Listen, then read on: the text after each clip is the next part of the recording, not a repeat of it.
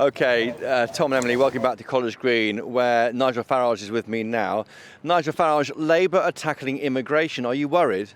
Really? Really? They weren't before May the 1st, were they? I mean, Keir Starmer has spent his whole career campaigning for free movement of people, wholly unconcerned about this subject, so much so that their massive parliamentary majority was gained without immigration even being one of their five main priorities. Now, of course, he knows that amongst the great British public, this issue rates even higher than the health service, and he's just basically playing catch-up with reform. What do you think when you heard Sir Keir Starmer talk about we risk becoming a nation of strangers, these forces tearing us apart? This is language you wouldn't have heard the PM say, I think, before the elections. You wouldn't have heard the PM say it at any point in his life. This is not the conversation of the North London dinner party set, believe you me. No, I mean, many of the things he said are the same things I've been saying for over 20 years. And that's Starmer's problem. Insincerity. What does this man actually believe in other than trying to keep power for its own sake? He says he means, to be fair, he says he means it. I believe it. I'm saying it. I believe it. He repeats saying it. He did say 5 times he wants to take back control. That was your rival campaign's slogan from 2016. No, I was using take back control in 2004. Yeah. So, no, I mean, look, this is wholly insincere at every level. And whatever happens, there are still massive loopholes here for overseas students. And net migration is still going to run under this Labour government at many hundreds of thousands a year. And all of this on the same day when we see hundreds of people, young men, crossing the English Channel. I would ask the Prime Minister, how confident is he there are no Iranian terrorists on those boats this morning? And he was asked a question. One of the journalists asked him about the ECHR. He's utterly committed to staying part of it. Indeed, his second speech as Prime Minister in the House of Commons was his love of the ECHR. Nothing is going to change. And I think today, we'll look back on today a little bit like Rishi Sunak's pledges. Stop the boats. Remember that? Rishi, stop the boats. He didn't stop the boats. It cost the Conservatives very, very dearly in the general election. So to return to your original question, am I worried? I'm afraid not. If he was to succeed with all of this, I'd praise him to the heavens, but he's not. Is it enough? They'll cut visas by 100,000 a year. I pushed Yvette Cooper moments ago. Maybe 500,000 net migration by the end of Parliament. She wouldn't go there. We want to cut it by substantially, she says. Your plan is 1 in, 1 out, isn't it? How will that work? Yeah. Well, just by limiting the numbers that can come in, by stopping foreign dependents coming, by making sure that anybody that comes on a work visa leaves at the end of the period of time for that visa. Doing actually what most normal countries do all over the world. If you were Prime Minister, you'd have the NHS saying we need more care workers. You'd have the farmers saying we need more people to pick the vegetables, and they can't rot in the fields because of your determination not to have any more migrants. The vegetables did not rot in the fields if you go back before the year 2000. And I'm sorry, but this endless demand for cheap foreign labour is unacceptable at every level. And remember, all this talk about workers, most people that come don't even work, which is why it's making us poorer. ECHR, he said clearly we are not going to pull out of the ECHR. That's the European Convention on Human Rights. That's your policy. The Tories are going towards that policy, aren't they? He says that to get these bilateral deals with France and Germany, you must stay within the confines of the ECHR. Is he right? I suspect the bilateral deals could mean even more people coming into Britain, not less. And how ironic that he's giving this statement today.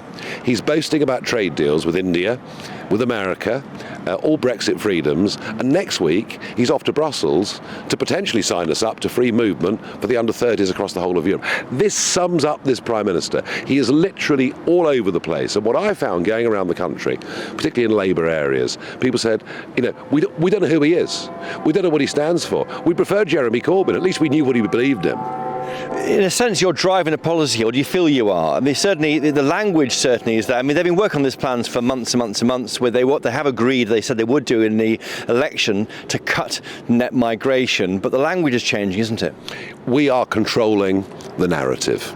In terms of the rhetoric, it's follow my leader. They're following reform on all of this, but do they have the will to drive any of this through? I very much doubt it. We'll wait and see. Well, thank you, Nigel Farage. Nigel Farage, the Reform UK leader, taking credit for the plans announced today by the government, certainly the language, if not the substance. Christopher Hope, thank you very much, and to Nigel Farage there as well. So our reform controlling the narrative, as Nigel says, or Keir Starmer obviously says the reverse.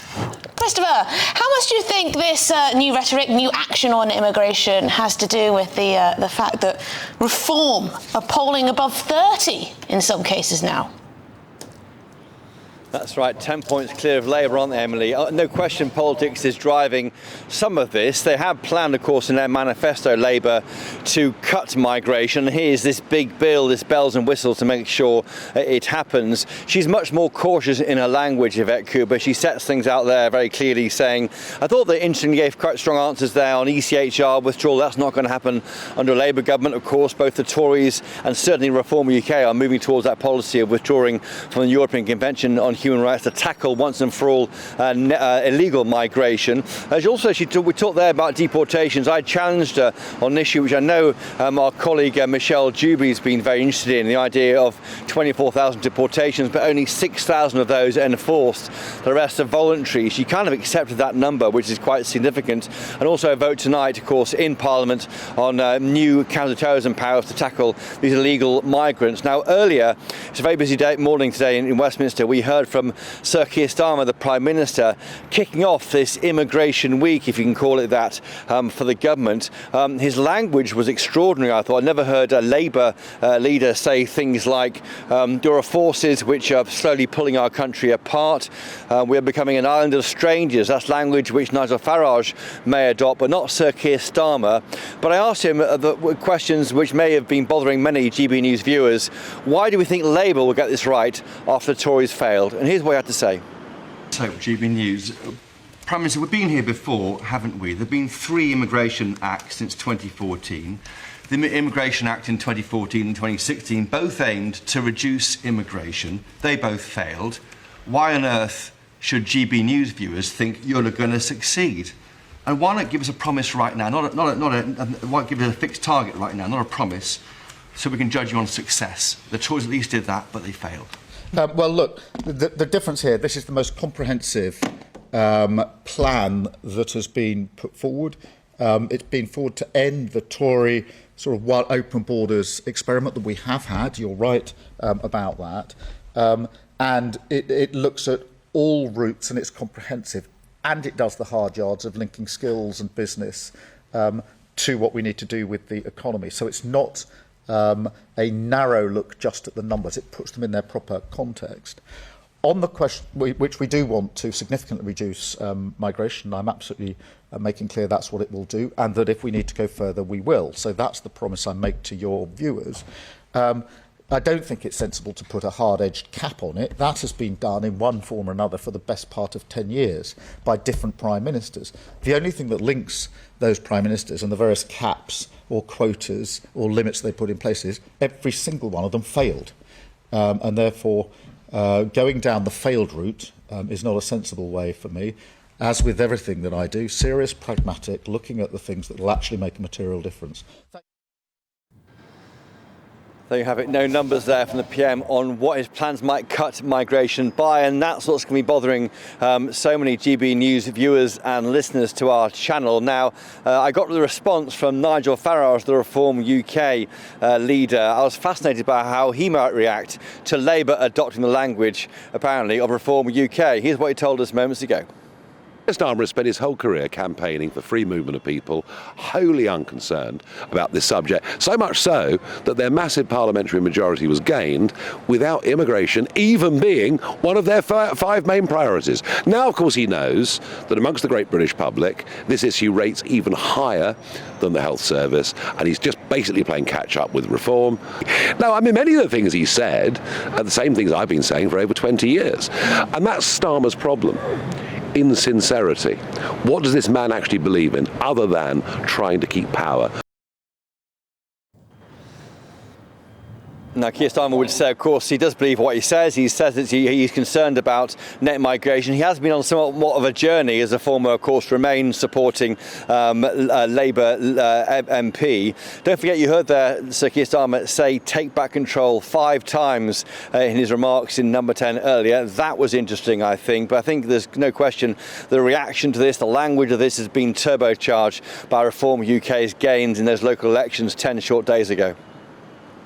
OK, well, Christopher Hope, thanks indeed for joining us live from College Green there, and indeed for bringing your exclusive interview with the Home Secretary. Absolutely.